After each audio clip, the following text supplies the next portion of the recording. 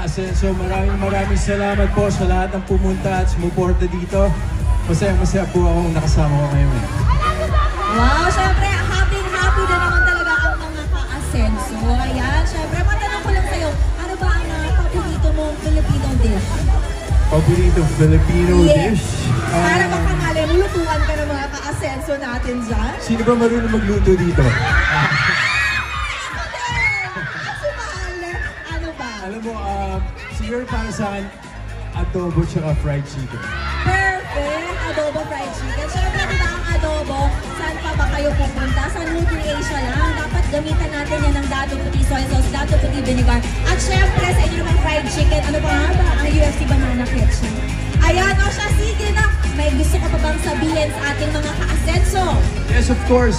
Sa lahat po ng mga hindi pa bumibili dyan, iniimbitahan ko po kayo na pumunta na po sa Nutri-Asia booth at bilhin ang mga paborito niyong produkto. So, magkita-kita po tayo doon. Pupunta po ako doon. Dito tayo doon, ha? Yes, thank you so much. Once again, Mr. Joseph Marco! Thank you so much, guys. Thank you.